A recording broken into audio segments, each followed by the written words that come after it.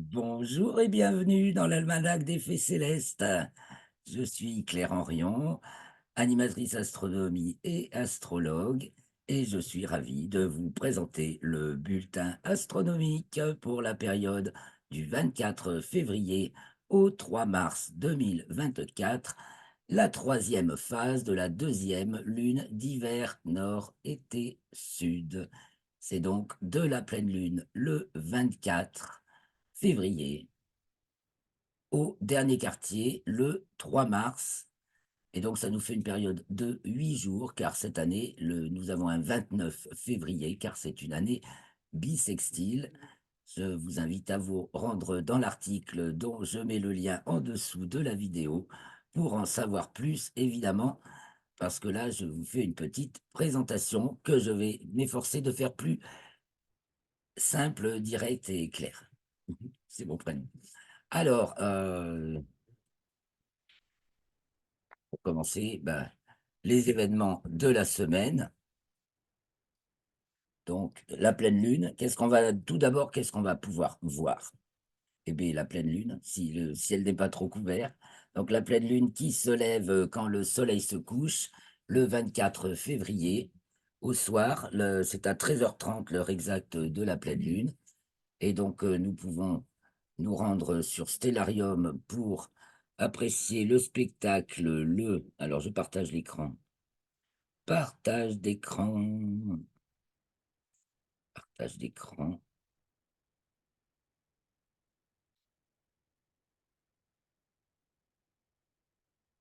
Voici donc, nous allons le 24 février à... Oula, j'ai fait du zoom là. 24 février, voilà, le soleil se couche à 18h30 chez moi. Donc, une fois que le soleil est couché, la lune se lève, je crois, je vais me remettre pile à l'heure du coucher du soleil, car la lune se lève à peu près pile au moment du coucher du soleil, à l'opposé, donc 18h28, en fait, elle est levée. Ah ben c'est parce que là, je suis le 23. Ah, branchement, petite pause technique. On a 2 secondes, je vous remercie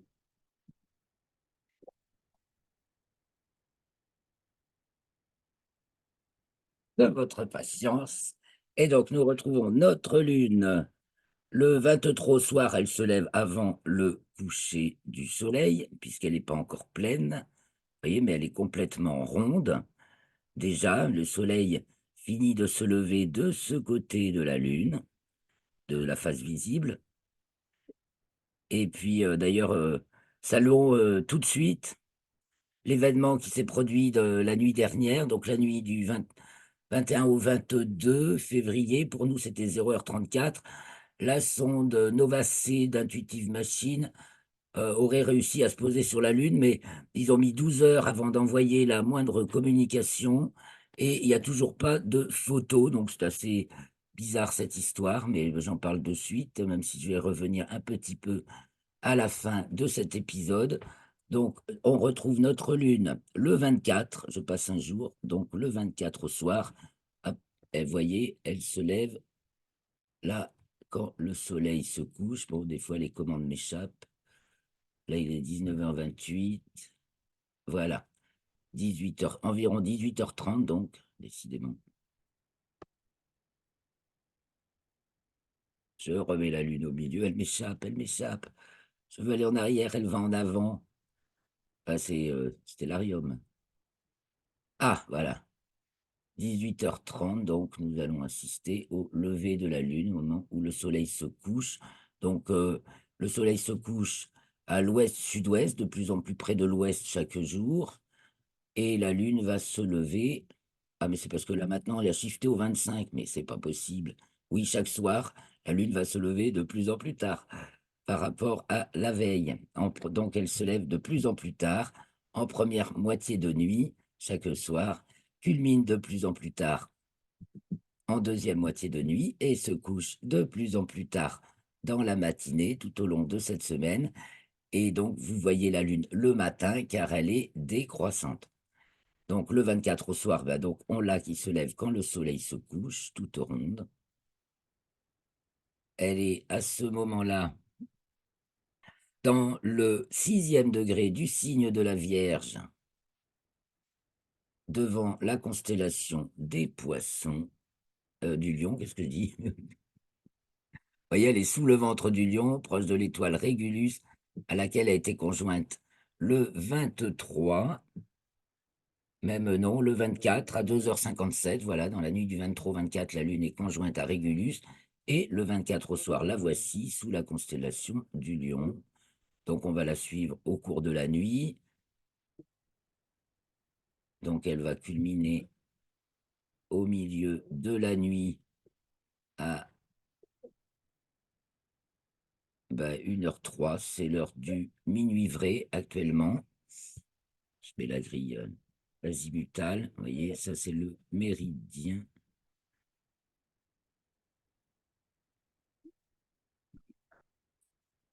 Elle culmine un peu, enfin c'est le soleil qui a sa culmination inférieure à 1h03. Donc elle culmine au milieu de la nuit à 50 degrés de hauteur, donc sous le ventre du Lion. J'enlève la grille azimutale et on va la retrouver en fin de nuit. Voilà, en deuxième moitié de nuit, elle descend et elle va se coucher pratiquement à l'ouest, ouest-nord-ouest. Euh, et bien, voyons, elle se couche 8h.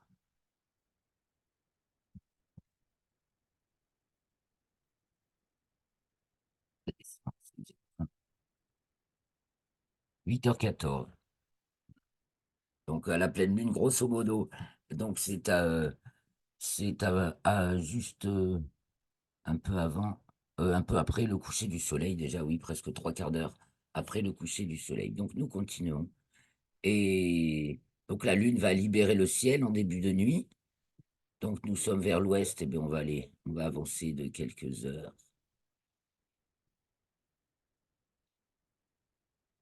Décidément, les commandes, mais j'ai le micro et les commandes s'interfèrent. Je reprends. Donc nous sommes le 25 février à 10h03. Bah oui, elle est partie se coucher. Je me remets en fin de nuit, 5 heures.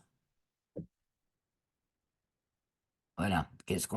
Tant qu'on est en fin de nuit cette semaine, donc juste avant le jour, nous allons nous tourner vers l'est pour voir les derniers feux de Vénus qui vraiment se fait de plus en plus discrète, puisque elle se lève de plus en plus tard, le soleil se lève de plus en plus tôt, donc elle est devant la constellation du Capricorne, tout près de Mars. Vous voyez, bon, alors elle brille plus fort que Mars, mais à la même heure, soit environ 7 heures du matin, en début de période, hein, là nous sommes le 25 février, on a Vénus et Mars jusqu'à sa droite, puisqu'elles ont été conjointes. C'était le 22 février. Et de jour en jour, Vénus va disparaître, même si encore cette semaine, son éclat brillant va aider à repérer Mars. Vénus va disparaître et Mars va s'affirmer lentement mais sûrement dans le ciel du matin et de plus en plus tôt dans le ciel du matin pour l'instant, pour les mois qui viennent. Voilà donc ce qui nous reste comme planète ou à venir dans le ciel, à voir dans le ciel du matin. Nous allons maintenant aller au début de la nuit suivante et nous tourner vers l'ouest pour voir qu'est-ce qu'on voit en début de nuit. Donc on va passer la journée. Le soleil se couche, nous sommes le 25 au soir. Le soleil arrive devant la constellation du Verseau. Il est devant la constellation du Verseau. Et donc le soir, en début de nuit, il nous reste à voir Jupiter comme planète. Donc on la remarque encore très très bien en début de nuit dans le ciel à l'ouest, sud-ouest. Voilà, elle va aller se coucher à l'ouest. Elle est toujours devant la constellation du Bélier, ici à Mal et Sheraton. Ici, ça c'est la baleine avec l'étoile Menkar. Et ben, voilà, et ici nous avons les Pléiades. Voilà, alors quand vous avez repéré les Pléiades, ici Aldébaran, eh bien entre Jupiter et les Pléiades, vous avez Uranus qui est encore observable cette semaine dès que la Lune va avoir n'occupe plus le début de la nuit, c'est-à-dire à peu près à partir du 27, 28, car comme nous allons le voir, la Lune va se lever de plus en plus tard en première moitié de nuit. Donc, profitons-en pour l'instant pour voir le ciel, les constellations de cette saison, parce que les étoiles, elles, ça change pas. C'est toujours les mêmes à la même date, à la même heure. Donc, en cette saison, en début de nuit, les poissons se couchent, la baleine, le bélier, voilà. Le taureau, tout le grand jet de l'hiver est déjà sur le couchant. Je me tourne vers le sud. Voyez, alors, Orion passe au méridien, droit, fièrement. En début de nuit, Orion passe fièrement au méridien. Tout au-dessus, très haut, il y a Capella qui passe très haut, ben, au zénith, hein. Côté nord, d'ailleurs, pour ma latitude, c'est côté sud à partir de 47 degrés de latitude nord. Moi, je suis en dessous, donc elle passe côté nord. Voilà le ciel tel que vous pouvez le voir en début de nuit, donc les plus brillantes étoiles du ciel qui vont bah, maintenant sur le déclin, enfin le déclin, le couchant, de plus en plus chaque jour, 4 minutes de plus chaque jour, comme toutes les étoiles. Elles se lèvent, culminent et se couchent 4 minutes chaque jour plutôt que la veille. Donc un jour stellaire ne dure que 23h56, mais il faut 4 minutes de plus pour retrouver le soleil dans la même direction, par exemple au sud, au méridien. Et donc, ces 4 minutes à peu près, légèrement variables, sont ce qu'on appelle le temps sidéral. Et nous avons donc des journées de 24 heures, puisque la journée, ça consiste à compter d'un passage du soleil au méridien au suivant. Alors, du côté de l'ouest, en début de nuit, de l'est, pardon. Donc là, nous sommes le 25 février, la Lune se lève. Elle arrive devant la constellation de la Vierge. Le point que vous voyez ici, c'est le point opposé au Soleil. En fait, il n'y a pas d'étoile filante en ce moment. Donc le 25, ben, la Lune se lève à 19h35, soit environ 1 heure après le coucher du Soleil. On va la suivre. Maintenant, on va d'abord faire un petit tour vers le nord. Voilà ce qui se lève en début de nuit, d'abord à l'est. Donc, le lion, l'hydre femelle. Voilà. À gauche, on voit la grande ours qui s'élève. On se tourne vers le nord. En début de nuit, donc, nous avons la petite ours, la petite casserole comme pendue à son clou, avec le dragon en dessous, la grande ours qui s'élève à l'est. Et puis Cassiopée en face par rapport à l'étoile polaire qui est là et qui, elle, ne change pas de place dans le ciel, enfin, et par rapport au paysage, tandis que tout le reste semble lui tourner autour. Voilà donc le ciel de début de nuit. Donc faisons tourner un peu la nuit. Allons jusqu'au minuit vrai, 22h, 23h, 0h, 1h03. C'est le minuit vrai cette semaine, à mon méridien, qui est le méridien de Paris. Donc au minuit vrai, nous retrouvons notre grand ours qui plane tout en haut sur le dos et sa patte avant frôle vraiment le zénith. Et donc voilà, Tania australis, Tania borealis et fille de la grande ours en fait, qui sont la patte avant de l'ours. Voilà, alors là c'est tout là-haut qu'elle passe, tandis que du côté, je réduis je fais un petit zoom, dézoom. Nous avons Capella qui brille toujours très fort, donc qu'on remarque immanquablement au nord-ouest, qui descend.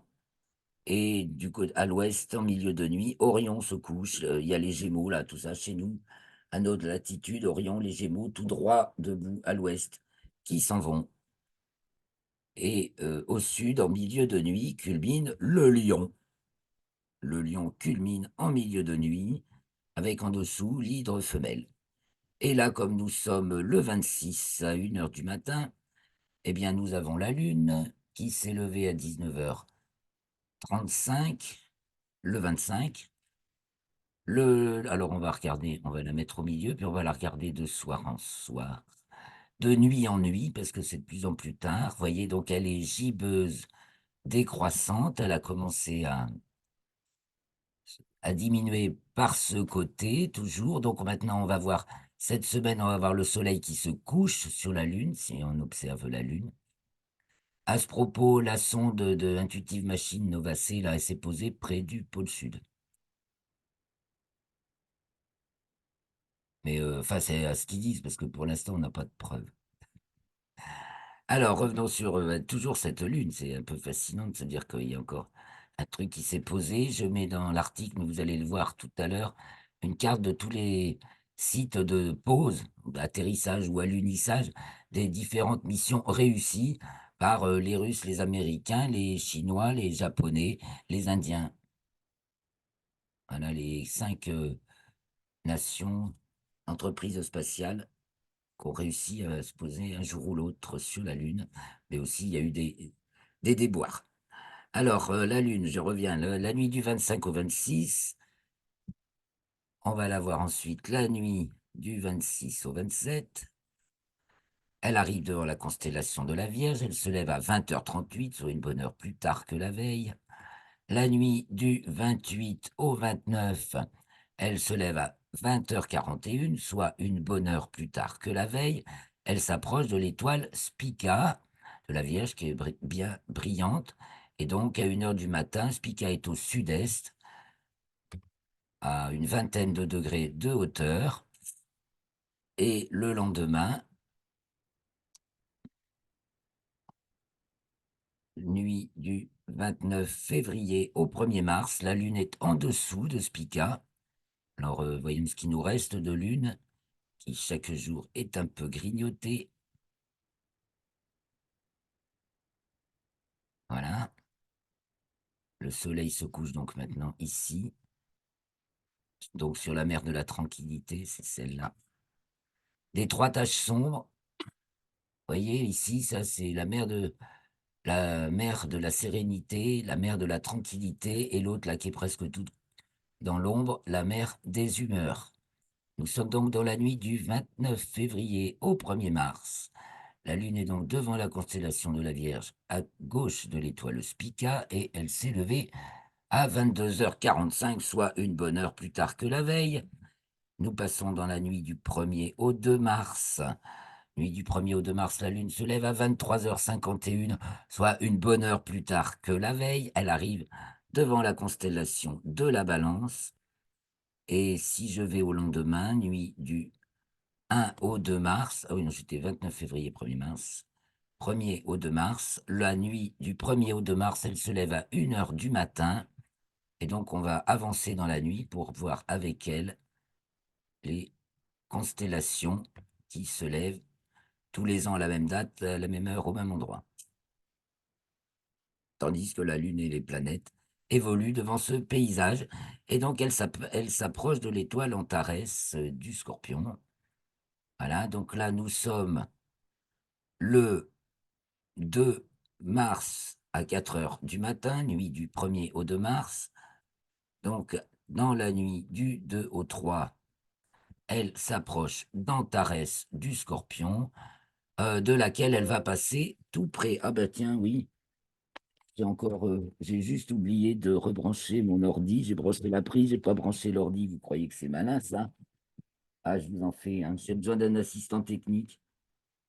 Bon, ça devrait aller. On a sauvé les meubles. Donc la Lune conjointe à Antares la nuit du 2 au 3, donc la nuit du dernier quartier. Vous voyez, notre Lune est presque à demi, car le dernier quartier se produit à 16h23, le 3 mars. Là, il est 4 heures du matin sur cette image Stellarium que je partage avec vous. Et donc, Voilà, en fin de nuit, donc, suivons notre lune et nos étoiles en fin de nuit, en fait, elles culminent, voilà, elles culminent juste avant le jour. Elles culminent vers 6h30. Antares culmine à 6h30 et la lune est à sa droite, donc au matin du 3 mars. Voilà le spectacle, lune, Antares, au sud-est, pas bien haut, une vingtaine de degrés, un peu plus, 10, 20, 30. Ah, non, ah bah non, 5, 10, 15, 20, 20 degrés au-dessus de l'horizon. Donc, faut pas avoir d'immeuble ou de montagne en direction du sud, sinon vous pouvez pas les voir. Voilà notre ciel, nos planètes et notre lune au cours de cette semaine du 24 février au 3 mars 2024, donc pour la troisième phase de la deuxième lune d'hiver, nord, été, sud. Ah oui, j'ai oublié, si vous aimez cette vidéo, mettez un pouce, abonnez-vous, activez la cloche. Je crois qu'il y a une cloche, mais je suis pas sûr chez moi. Si vous pouvez nous soutenir, un petit tip et bienvenue. Et tous vos commentaires, un grand merci pour tout, voilà. Un grand merci. Ravi de partager ces infos du ciel et tout vous apprendre à l'observer à la moindre occasion, parce que là, les spectacles de cette semaine, bah, l'Unespica, c'est donc le, je vous redis les jours, pour pas me tromper. Ah, on va le voir sur l'affiche hein, qu'on va partager. Donc, le 24 à la pleine lune, la lune est juste à côté de Régulus, à gauche de Régulus, à laquelle elle vient d'être conjointe. Elle est conjointe à Spica le 28 février, donc 28 février au soir, lune et Spica, et elle est conjointe à Antares le 3 mars, donc 3 mars au matin, lune et Antares culminent juste avant le jour. Voilà, et bien écoutez, nous allons maintenant clore ce bulletin astronomique par le partage de quelques images et puis d'abord la récapitulation, le récapitulatif de la fiche, donc que vous trouverez aussi dans l'article. Donc la Lune passe du signe de la Vierge à celui du Sagittaire. Elle est donc conjointe à Régulus le 24 février à 2h57. C'est la pleine Lune, 24 février à 3h30. Et elle est au plus loin de la Terre, donc à l'apogée, dimanche 25 à 15h58. Lundi 26, en héliocentrique, Mercure entre dans le signe des Poissons à 3h55.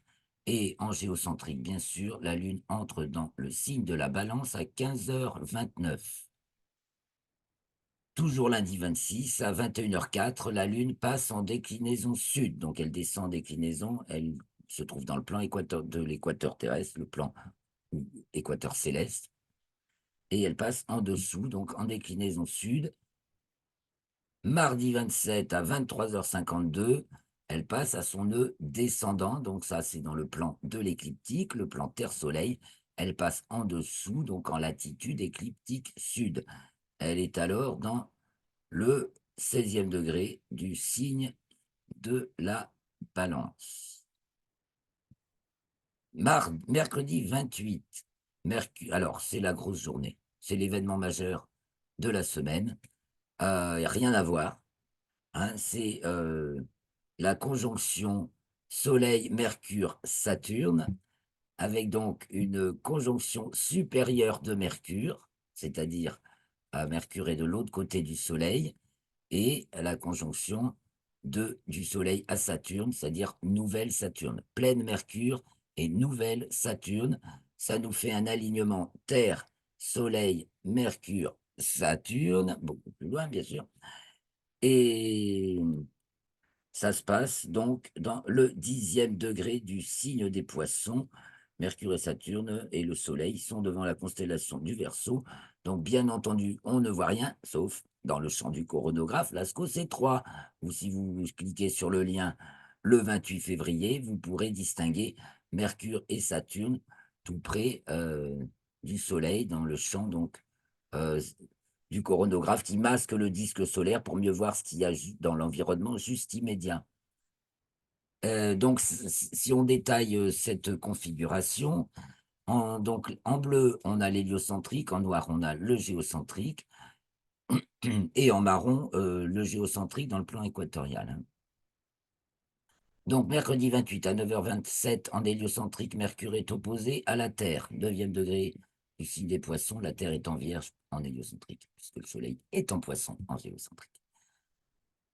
Mercredi 28, ça se passe tout mercredi 28, hein. À 9h42, Mercure est conjoint au Soleil dans le plan écliptique, donc c'est ce qu'on appelle la conjonction supérieure de Mercure, Mercure de l'autre côté du Soleil, puisque Mercure est entre le Soleil et la Terre, et qu'elle tourne plus vite que la Terre autour du Soleil, elle fait un tour du Soleil en 3 mois, et ben, à un moment, on a euh, Terre, Mercure, Soleil, là c'est nouvelle Mercure, et après on a Terre, Soleil, Mercure, là c'est pleine Mercure, et donc là, nous sommes en pleine Mercure, puisque c'est sa conjonction supérieure. Euh, Elle est un petit peu en dessous du plan de l'écliptique, 1 degré 49 minutes, elle remonte. Ça se passe donc dans le 10e degré du signe des Poissons, et dans le plan équatorial, Soleil conjoint Mercure à 12h30 le 27 février. Donc on est toujours le 28 en héliocentrique, c'est Mercure est conjointe à Saturne ensuite, à 12h32, toujours dans le 10e degré du signe des Poissons. Et en géocentrique, c'est à 16h07 que Mercure est conjointe à Saturne, toujours dans le 10e degré du signe des Poissons. Je reviendrai sur cette conjonction exceptionnelle dans les commentaires astrologiques. Nous sommes toujours mercredi 28, et pour mettre un petit peu de couleur là-dedans, la Lune est conjointe à l'étoile Spica de la Vierge. Donc ça, c'est visible le soir. Spica se lève à 22h27, la Lune à 22h45, et l'ensemble culmine vers 4h du matin. Et Spica marque de nos jours le 25e degré du signe de la Balance pour 70 ans à peu près. Donc, toujours mercredi 28, eh bien, Saturne est à l'apogée, au plus loin de la Terre, puisque elle est de l'autre côté du Soleil, Terre, Soleil, Saturne, un moment qui est lié à la conjonction Soleil-Saturne, où Saturne est au plus loin du Soleil, de la Terre, c'est au plus loin de la Terre, apogée, à plus de à 10,7 unités astronomiques, soit 1,6 milliard de kilomètres. 10 unités astronomiques, c'est 10 fois la distance Terre-Soleil. C'est la distance moyenne de Saturne. Donc là, c'est la plus grande distance possible entre la Terre et Saturne pour cette année, car ça varie un petit peu aussi en fonction de la distance de Saturne au Soleil et de la propre et la nôtre propre. Et encore, c'est pas fini. Donc le Soleil est conjoint à Saturne mercredi 28 à 22h25. Donc ça, c'est nouvelle Saturne, et nous sommes toujours dans le 10e degré du signe des Poissons. Et la Terre est opposée à Saturne le 28 en héliocentrique à 22h28. C'est le 28 février, donc triple conjonction Soleil, Mercure, Saturne. Ensuite, c'est calme. Jeudi 29 à 4h09, la Lune entre dans le signe du Scorpion, et il ne se passe rien de spécial que j'ai pu relever avant le samedi 2 février, 2 mars à 14h56, où la Lune entre dans le signe du Sagittaire. Elle est ensuite conjointe à Antares le dimanche 3, 9h59, puisqu'Antares marque de nos jours le 11e degré du signe du Sagittaire, et donc devant la constellation du Scorpion. Ce dimanche 3 mars à 12h09, Mercure est conjointe à Neptune dans le 27e degré du signe des Poissons. Et c'est le dernier quartier, dimanche 3 mars à 16h23, dans le 14e degré du signe du Sagittaire pour la Lune, des Poissons pour le Soleil. Voilà pour les... la chronologie des événements cette semaine. C'est pas trop chargé, mais par contre, tout le gros paquet est sur cette conjonction invisible. En revanche, la Lune, ben, on va apprécier la pleine Lune, son lever, enfin si le ciel est dégagé. Les levées de Lune en première moitié de nuit, c'est toujours beau, voire spectaculaire. Et donc, ces conjonctions à Régulus le 24, à Spica le 28 et à Antares le 3 mars. Autres événements Eh bien, les planètes, nous avons vu résumer cela, donc on voit plus Saturne. Elle reviendra dans le ciel du matin, mais pas tout de suite, d'ici un bon mois. Neptune, on la voit plus non plus, elle va être conjointe au Soleil le 17 mars. Jupiter, donc on la voit encore bien en début de nuit, elle se couche vers minuit. Uranus dans la foulée. Et le matin, ben, il devient de plus en plus difficile de voir Vénus et il est encore assez difficile de voir Mars, mais elles sont là l'une à côté de l'autre, donc devant la constellation du Capricorne, donc au sud-est à peu près le matin. Et donc Mercure également est invisible puisqu'elle est conjointe au Soleil et qu'elle va revenir dans le ciel du soir pour sa plus belle période d'observation dans le ciel du soir de l'année. Donc, ça sera de la mi-mars au début avril. Il ne faut pas louper ça, les amis, si vous voulez voir Mercure. C'est dans les 3 semaines à partir du 12-15 mars pour la voir dans le ciel du soir cette année. Voilà, donc pas dessin notable d'étoiles filantes. Et donc, remarquez, allez sur le lien qui est donné dans l'article pour voir Mercure et Saturne le 28 février dans le champ du coronographe Lascaux C3. Quelques images à présent. Eh ben, une petite Saturne, petit souvenir du mois d'octobre quand elle était en très favorable position d'observation.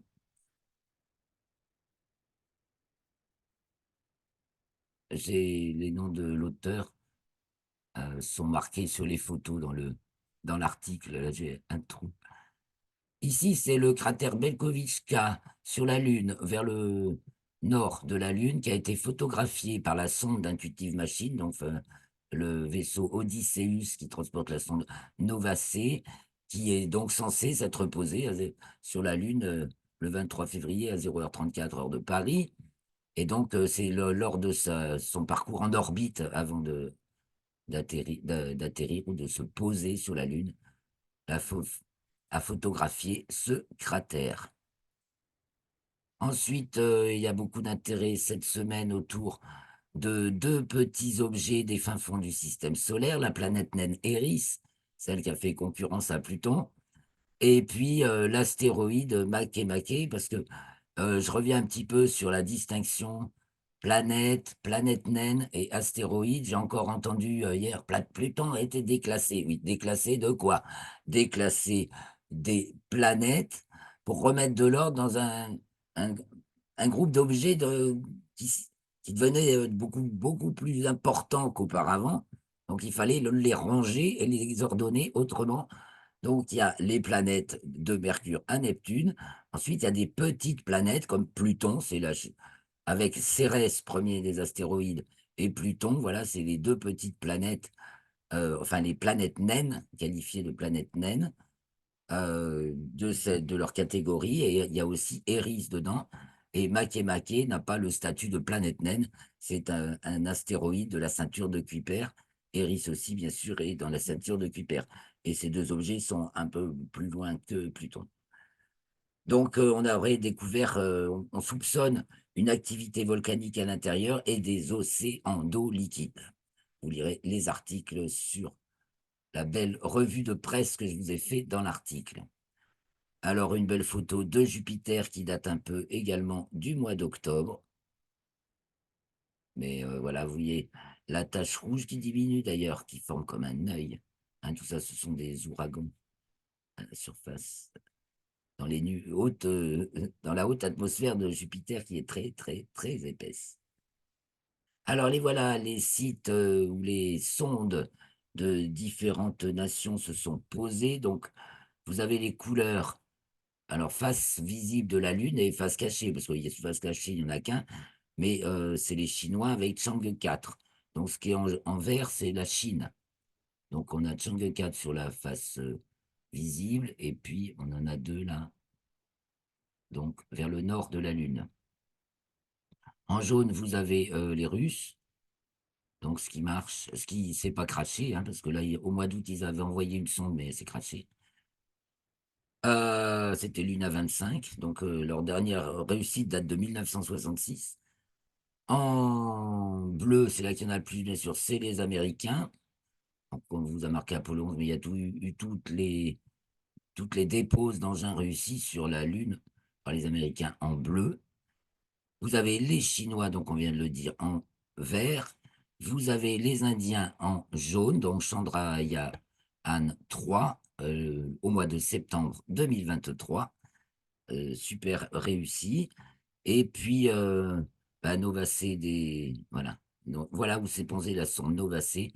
Et puis, en fait, les Japonais, ben non, ils n'ont pas encore réussi. Enfin, à moitié avec Slim. Slim, voilà, c'est un semi-réussite, semi-échec, puisque, enfin, il s'est posé, mais il s'est renversé. Et on se demande ce qui arrive à Nova-C, parce que c'est peut-être un peu la même chose. En tout cas, c'est pas, cette sonde n'est pas, ils assurent pas sur la photo. Et ils ont eu d'énormes problèmes de communication, apparemment, à l'arrivée. Et puis un petit soleil pris avec le smartphone à l'oculaire du télescope, au télescope. Ben voilà, avec une grosse tache. Il y a eu la grosse activité avec une grosse explosion de classe X. Maintenant, le 16 février, vous voyez, l'activité solaire, elle monte et elle descend. Bon, elle monte là encore globalement. Il y a 15 jours, elle était beaucoup plus intense qu'à présent. Et voilà, suivez aussi, je donne les liens dans l'article et vous pouvez la suivre en direct. Eh bien, nous allons nous quitter sur ce soleil rayonnant qui réchauffe les cœurs, car le temps n'est pas propice à l'observation, c'est le moins qu'on puisse dire, du moins chez moi, mais ça change si vite qu'il y a des belles trouées, donc je vous invite à ne pas oublier d'en profiter. Prochain enregistrement, les amis, bah, ce sera également vendredi prochain, et ce sera donc le 2 mars, le 1er mars, vendredi 1er mars. Je vous donne rendez-vous pour le prochain bulletin astronomique. L'enregistrement aura lieu à 17h, donc ce sera le bulletin astronomique pour la période du 3 au 10 mars, et donc la nouvelle lune. Voilà, 3 ou 10 ou 11, je ne sais même plus. Je vous dirai ça la prochaine fois. Restez branchés. Donc, merci de m'avoir suivi jusque-là et à la prochaine fois.